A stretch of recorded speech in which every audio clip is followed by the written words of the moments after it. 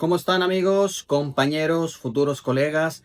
Es un placer para mí estar aquí en un nuevo vídeo de Cerebro Médico. El día de hoy vamos a aprender cómo leer una gasometría arterial paso a paso. Esta va a ser una serie de varios vídeos. Vamos a comenzar por lo más práctico, que es la acidosis metabólica. Sin más, comencemos.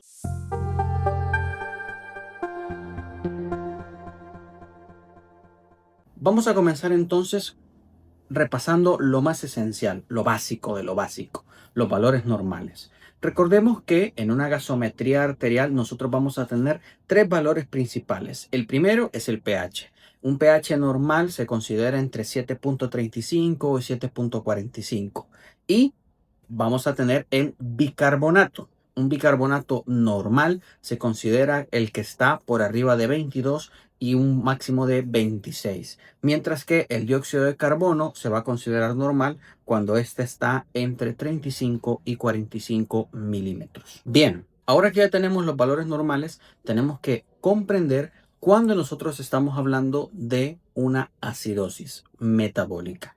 Entonces, para ello vamos a recordar algunos principios generales. Lo primero es que las causas de la acidosis metabólica pueden dividirse entre aquellas que van a producir una elevación del hiato aniónico, o también llamado anión gap, y aquellas que van a cursar con un hiato aniónico normal o con un anión gap normal. Tranquilo, yo sé que puede parecer un poco confuso, pero vas a ver que es de las cosas más sencillas que existen. Ok, ¿qué es esto del anión gap o hiato aniónico? Pues básicamente esta brecha aniónica o hiato aniónico es la que mide la diferencia que están entre los electrolitos que tienen una carga negativa contra aquellos que tienen una carga positiva en sangre. Entonces existen algunas patologías que pueden alterar el equilibrio de estos elementos y así generar una acidosis metabólica, mientras que hay otras patologías que no generan una alteración en estos metabolismos, pero que siempre pueden causar con una acidosis metabólica. El anión gap básicamente nos sirve para determinar la causa más probable de esta acidosis metabólica. No es un determinante en sí de la acidosis metabólica, como vas a ver más adelante, pero sí es un elemento indispensable en la lectura integral de una gasometría arterial para que nosotros podamos evidenciar cuál es el probable causante de esa acidosis metabólica. Entonces, cuando nosotros tenemos un anión gap elevado, lo que estamos diciendo realmente es que esta acidosis es el resultado de la exposición a esos ácidos que contribuyen como un anión no medido en el líquido extracelular. La causa más frecuente de esta situación en la que nosotros solemos tener acumulación de estos elementos que suelen acidificar la sangre suelen ser, por ejemplo, la cetoacidosis diabética, la acidosis láctica o, por ejemplo, la ingesta tóxica de alcohol.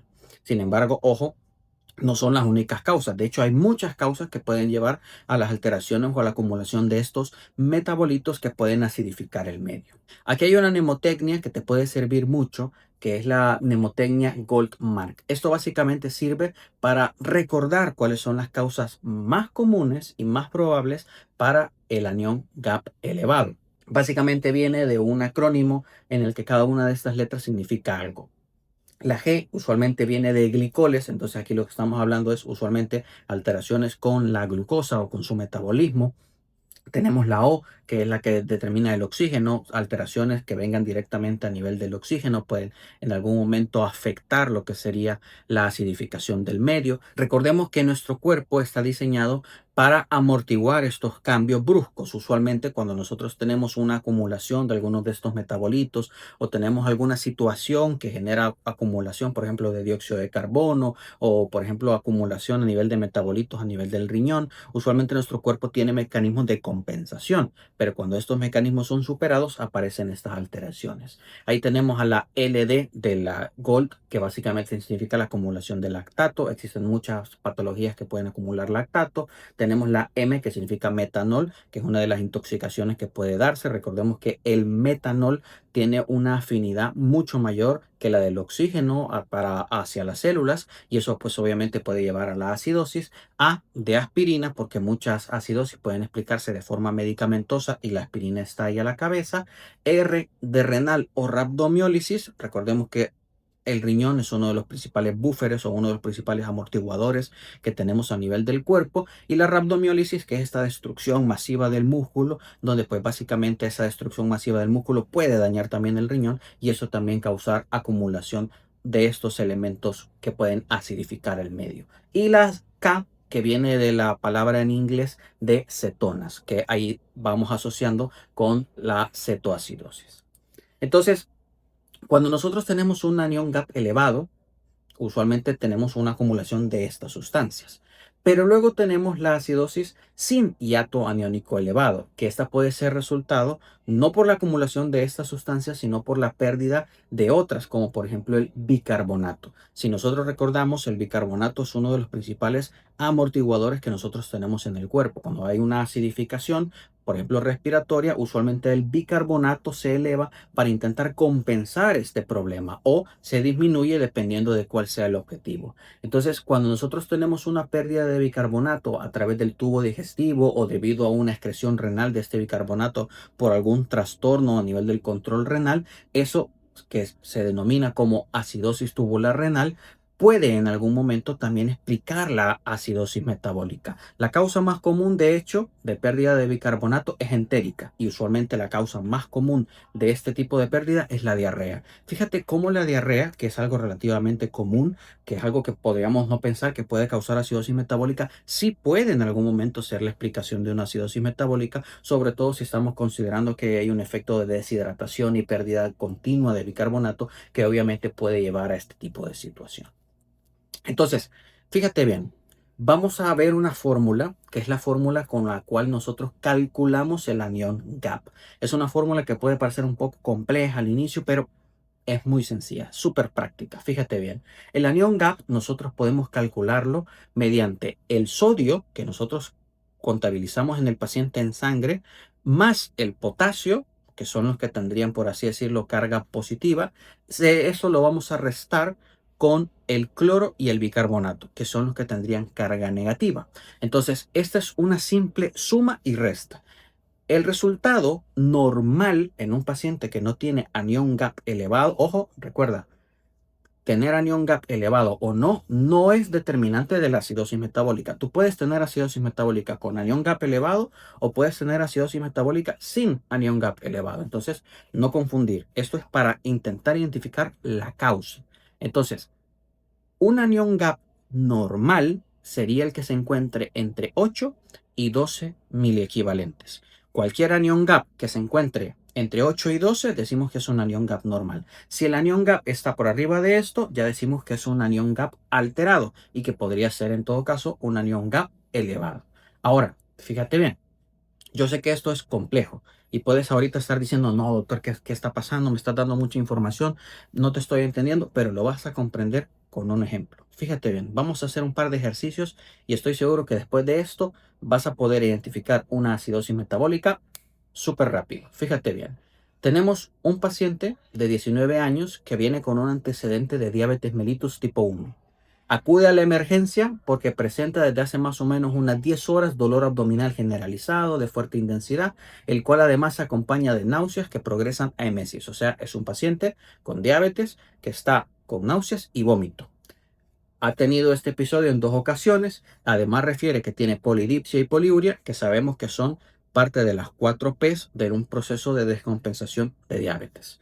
Entonces, al examen físico, nosotros observamos que el paciente tiene respiración de Kussmaul y aliento cetónico. Ya solo con estos datos, ya la sospecha clínica es muy evidente, pero fíjate bien, vamos a hacer el análisis completo. Respiración de Kussmaul, ¿por qué se está dando? Esta respiración se está dando principalmente como un mecanismo de compensación mal lograda por el cuerpo para intentar compensar esta acidosis que el paciente ya tiene. Y el aliento cetónico, ¿qué nos está indicando? Nos está indicando que el paciente efectivamente ya comenzó a producir cetonas. Entonces, si tú recuerdas, Goldmark, algunas de las que se encontraban en el acrónimo de Goldmark, era específicamente las cetonas. Entonces ya aquí ya nos está despertando por dónde pueden ir las situaciones. Entonces le toman una gasometría arterial a este paciente y en la gasometría arterial nos reportan los valores. Cuando tú tengas en tu servicio de emergencia o cuando tú estés rotando por el servicio de medicina interna, probablemente te entreguen un papelito, usualmente es un papelito,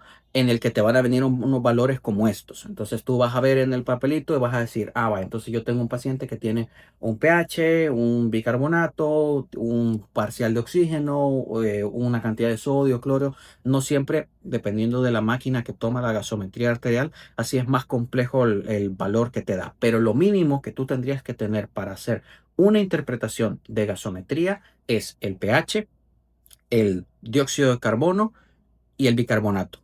Extra, muy útil que tú tengas valores, obviamente, sodio-cloro para poder hacer el anion gap. Además, FiO2 lactato, muy útil para poder determinar la lectura completa de lo que sería la gasometría arterial, el parcial de oxígeno para saber si realmente el paciente tiene hipoxia o no, y la glucosa. Vamos a ir paso a paso para que tú te vuelvas un experto en identificar acidosis metabólica en una gasometría arterial. Paso 1. ¿Qué es lo que tenemos que hacer? Cuando tú tienes una gasometría, lo primero que vas a hacer es intentar identificar el pH.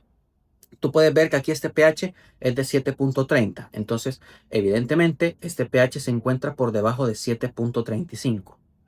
Aquí viene el primer pero que tú tienes que aprender en esta clase. 1. Cuando tú tienes un pH abajo de 7.35, ok, tu cerebro automáticamente va a intentar decirte que el paciente está en acidosis. Pero este es un error. El término acidosis no puedes utilizarlo solo con el pH. El pH no habla de acidosis. El pH habla de acidemia o alcalemia, porque el término viene de la sangre. Entonces, el término correcto que tú tienes que emplear es acidemia. Entonces, yo tengo un paciente, paso 1, veo el pH. 7.30, abajo de 7.35, acidemia. Ahora que yo sé que mi paciente tiene acidemia, tengo que identificar esta acidemia que tiene mi paciente es una acidemia metabólica o es una acidemia respiratoria. Entonces, paso 1, ver el pH. Paso 2, vas a ir a observar el bicarbonato de tu paciente. Es el que marca usualmente como HCO3. Por debajo de 22 está disminuido. Recuerda, el valor mínimo es 22. Es un rango. 22 a 26 es lo normal. Por debajo de 22 está disminuido. Entonces, tú tienes un paciente que tiene pH bajo y que tiene bicarbonato bajo, te está ya empezando a decir, esto probablemente es una acidosis metabólica. ¿Cómo vamos a confirmarlo? Vamos a ir a ver el marca como PCO2. Se encuentra por debajo de 35, recuerda que lo normal es de 35 a 45. Si se encuentra por debajo de 35, entonces nosotros decimos que se encuentra disminuido. ¿Cómo vas a confirmar que se trata de una acidosis metabólica? Súper mega sencillo. Fíjate bien, pon atención. Para saber que se trata de una acidosis metabólica, los tres elementos tienen que estar disminuidos. pH bajo, bicarbonato bajo, dióxido de carbono bajo. Si las tres cosas están para abajo, eso es acidosis metabólica. Sencillo, fácil, no hay donde complicarse. Entonces, agarras tú una gasometría arterial. ¿Quieres saber, esta es una acidosis metabólica respiratoria?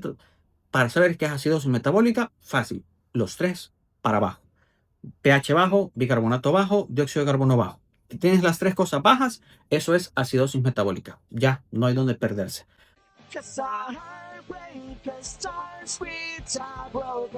Podríamos decir que vamos a terminar el vídeo aquí y ya entonces ya aprendiste a leer. Sí, pero esto es un poquito más complejo.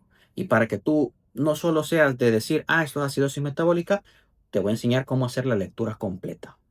Quédate hasta el final para que te conviertas en un auténtico crack para leer gases arteriales. Fíjate bien, ya llegamos hasta este punto. Ya sabemos que esto es una acidosis metabólica. Ahora el siguiente paso es decir, ¿esta acidosis metabólica es una acidosis metabólica con anion gap elevado o no? Para eso vimos la fórmula al inicio. Es anion gap sodio más el potasio si te lo han dado. Si no te lo han dado, no te preocupes, puedes hacer simplemente la fórmula resumida, que es sodio menos el cloro más el bicarbonato. Recuerda, son positivos menos negativos. En este ejemplo, tú puedes comprobar que efectivamente dentro de los electrolitos que venían reportados en esta gasometría arterial, no venía reportado potasio. No te preocupes, puedes calcularlo solo con el sodio. Usualmente el potasio es un cambio mínimo. Sodio, yo tengo aquí 136 y se lo voy a restar a la suma de cloro, que es 101, más 14 de bicarbonato. Entonces, 101 más 14 es 115. Y si yo resto 136, que es el sodio, menos los 115, me da 21. Este anión gap de 21 es mi respuesta a saber si es elevado o disminuido.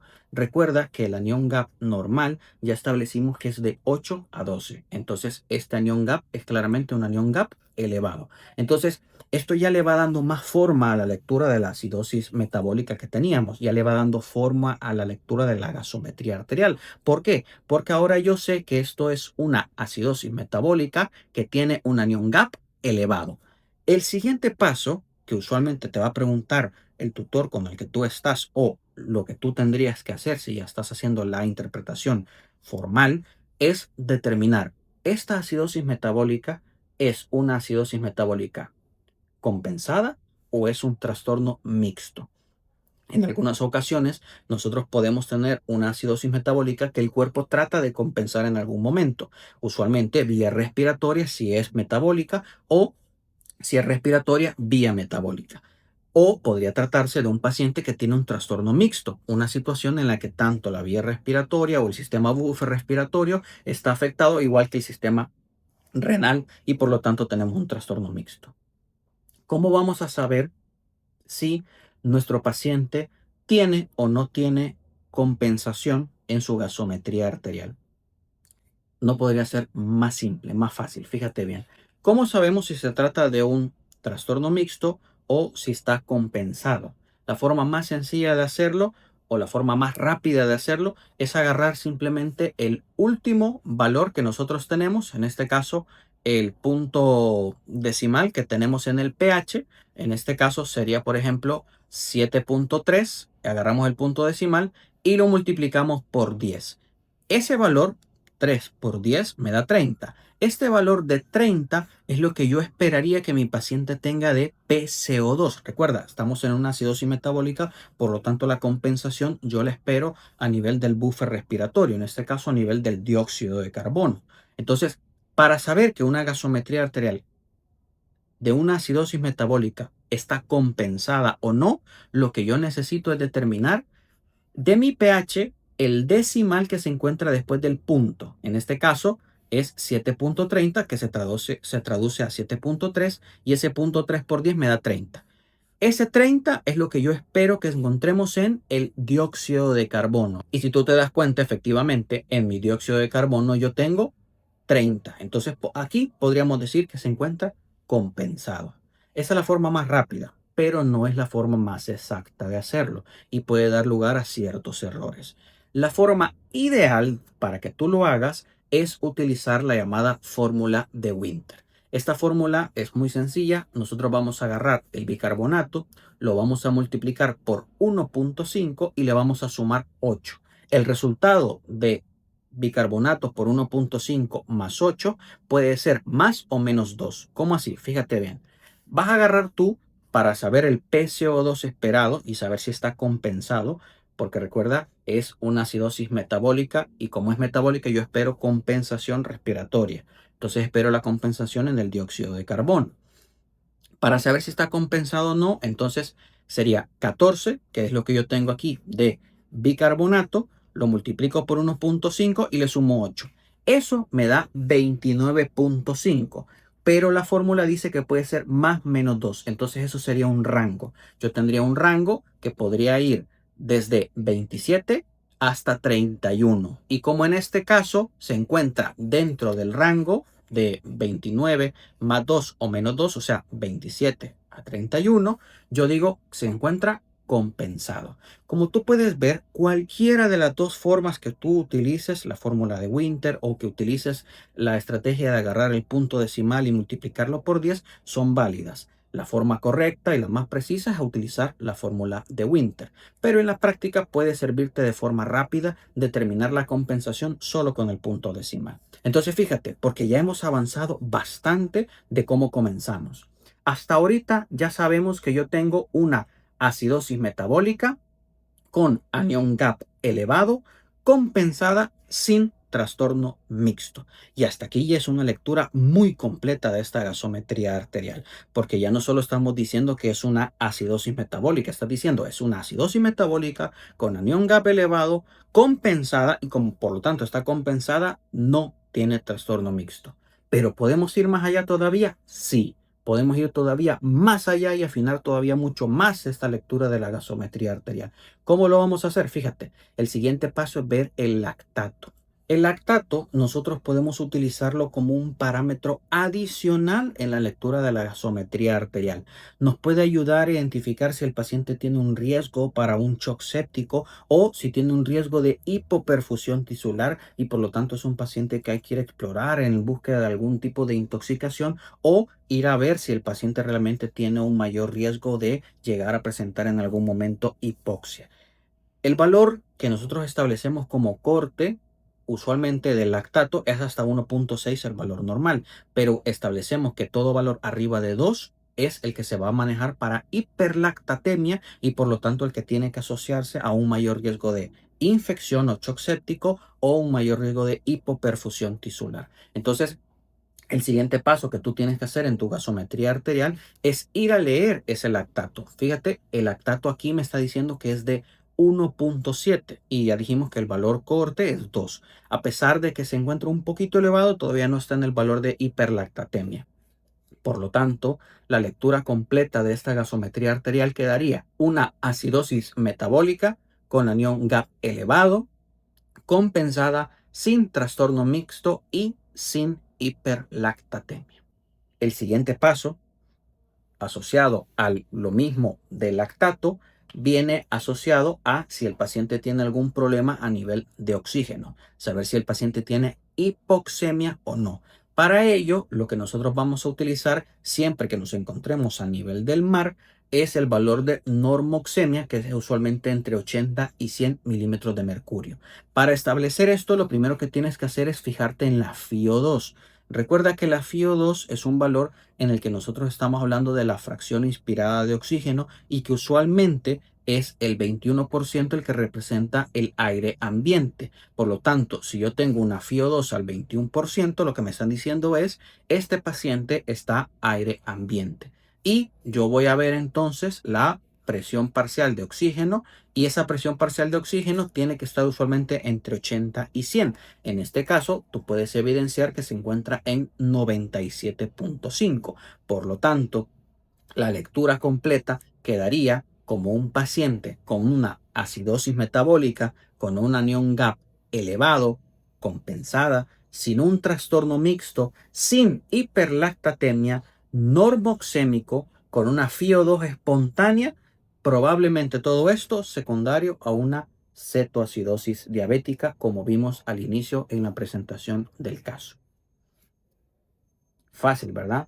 Sencillo, no hay donde perderse. Pero tranquilo, vamos a ver un segundo ejemplo para terminar de pulir la habilidad al nivel de la lectura de esta gasometría arterial. Fíjate bien, nos ponen un segundo caso, nos dicen, este es un paciente de 33 años, sin antecedentes conocidos, quien acude este día a la emergencia por presentar desde hace más o menos 12 horas deposiciones líquidas fétidas en abundante cantidad en incontables ocasiones.